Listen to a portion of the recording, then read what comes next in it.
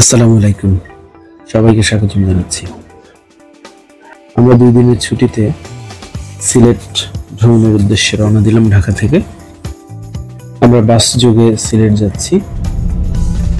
সিলেটে আমরা 2 দিন অবস্থান করব। এখানকার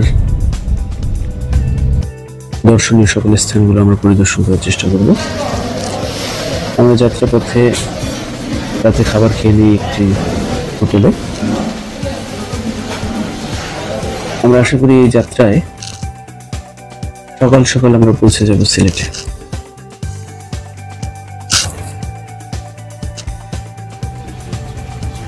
সকালে সিলেটে পৌঁছানোর পরে একটি সিএনজিতে করে আমরা আমাদের হোটেলে পৌঁছাই। সিলেট শহরে ঢোকার জন্য একটি ব্রিজ পার হতে হয় এবং আপনি প্রথমে অবাক হয়ে যাবেন সিলেট শহর কত সুন্দর পরিপাটি, সবুজে ঘেরা একটি শহর। আমার এক বন্ধুর মাধ্যমে লাভিস্তা হোটেলে লাভিস্তা হোটেলে পৌঁছানোর পরে খুব স্বল্প সময়ের মধ্যেই আমরা বেরিয়ে পড়ি আমাদের ভ্রমণের উদ্দেশ্য নিয়ে। প্রথমে রাজভাই হোটেলে আমরা পৌঁছাই। সেখানে সকালের খাবার খেয়ে আমরা আমাদের যাত্রা শুরু করে দিই।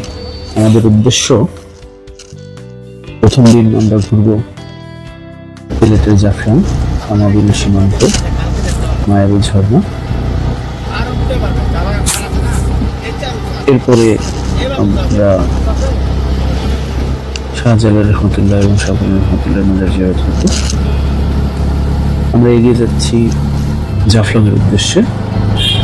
জাফলং এর দূরত্ব সিলেট শহর থেকে 42 কিলোমিটার উত্তর পূর্ব দিকে। এটি সিলেটের গোয়াইনঘাট উপজেলায় অবস্থিত।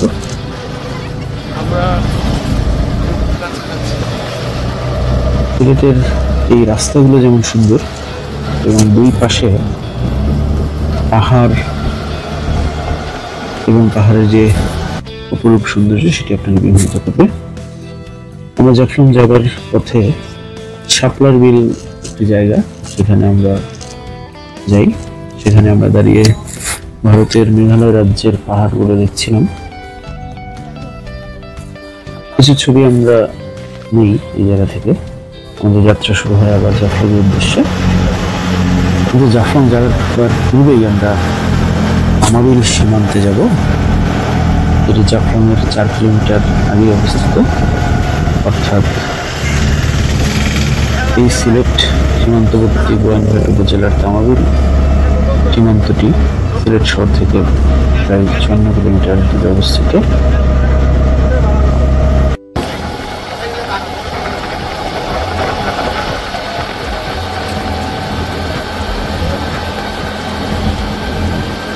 আমাবিল সীমান্তটি এমন একটি জায়গা যেখানে ভারত এবং বাংলাদেশের মানুষ একসাথে এই জায়গাগুলো পরিদর্শন করে। আমরা পৌঁছে গেছি আমাবিল সীমান্তে। এখানে ভারত এবং বাংলাদেশের মানুষ মিলিত হয়। ভারত বাংলাদেশের পতাকা পথ পথ করে উঠতে থাকে।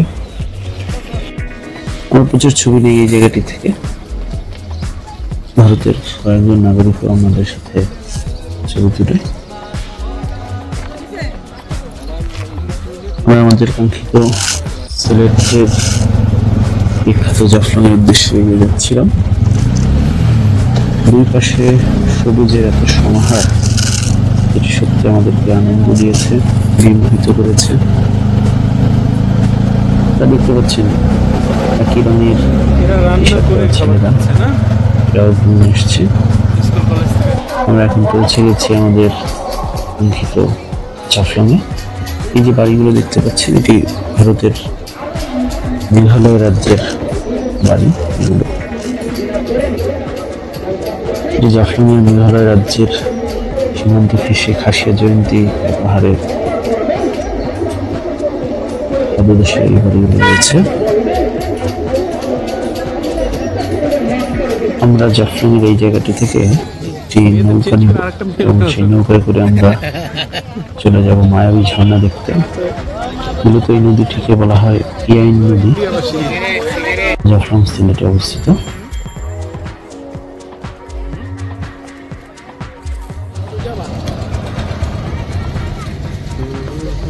পিয়াইন নদীর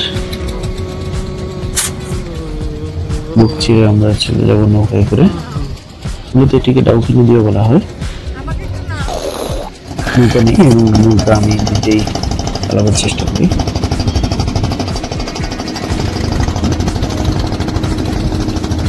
বেশি সময় লাগেনি আমাদের এই ছোট নদীটি পার হতে, এবং এত সুন্দর জায়গা, পানিগুলো শীতল। আমরা যে সিএনজি নিয়েছিলাম, 2 দিনের জন্য সিএনজি নিয়েছি। সিএনজি যে ড্রাইভার তাকে আমরা আমাদের সাথে নিয়েছি, তিনি আমাদের সাথে নৌকায় রয়েছেন, আমার স্ত্রী রয়েছেন, আমার ছোট ভাই রয়েছেন। আমরা পৌঁছে গেছি মায়াবী ঝর্ণায়। অপরূপ সৌন্দর্য ঝর্ণা, পাহাড়, প্রকৃতি, এক অপরূপ সৌন্দর্য। পাহাড়ের মুখ ছেড়ে যে ঝর্ণা প্রবাহিত হচ্ছে, সেখানে আমরা গোসল করি। এখান থেকে আমরা গোসল করি এবং এই মায়াবী ঝর্ণার কাছে বাজার রয়েছে, সেখান থেকে আমরা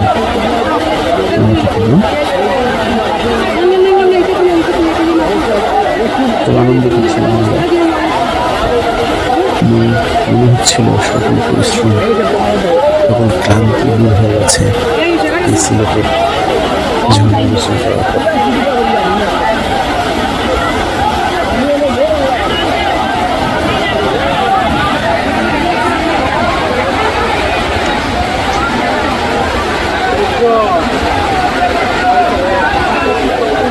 সিলেটের টুরিস্ট স্পটগুলোতে ক্যামেরাম্যান পাওয়া যায়, ফটোগ্রাফার পাওয়া যায়, ছবি তুলে পেন ড্রাইভে বা মোবাইল ফোনে প্রতিযোগিতার মাধ্যমে তারা ছবি তুলে।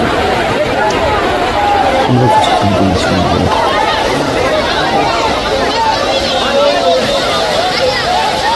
আমরা মায়াবী ঝর্ণা থেকে ফিরে আসি আবার নৌকায় করে জাফলংয়ের মূল জায়গা থেকে।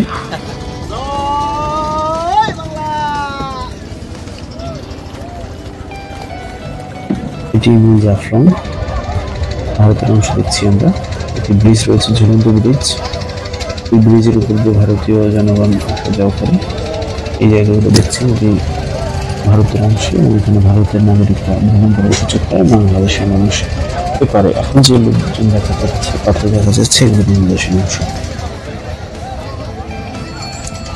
আমরা এখানে গোসল করি আবার।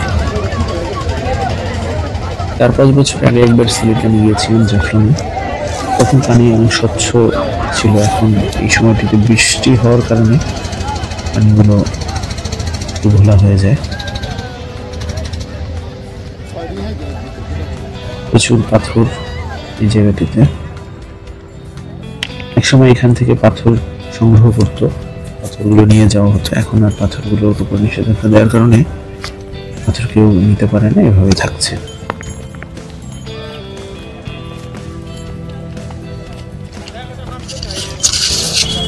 সিলেটের প্রথম দিনের ভ্রমণ আমাদের শেষ হয় হযরত শাহজালাল রহমতুল্লাহ আলাইহির মাজার এবং হযরত শাহজালাল মাজার জিয়ারত করতে।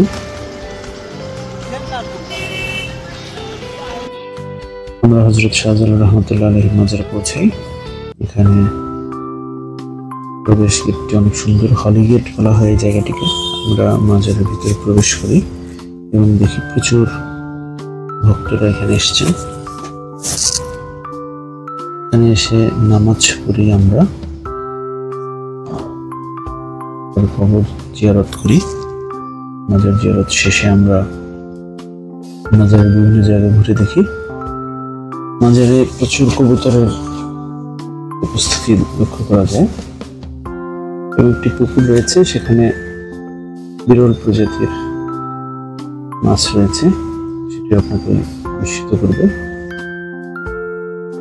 সিলেটের প্রথম দিনে আমরা অনেকগুলো জায়গা ভ্রমণ করেছি, ভালো লেগেছে আমাদের। আমরা আগামীকালকে আবার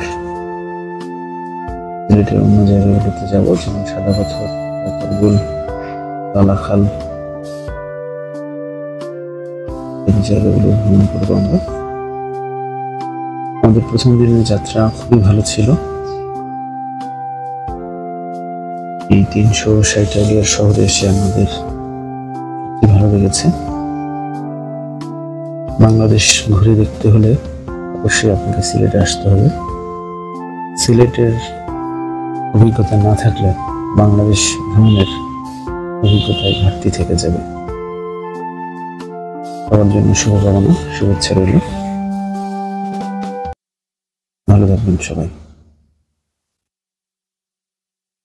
আল্লাহ হাফেজ।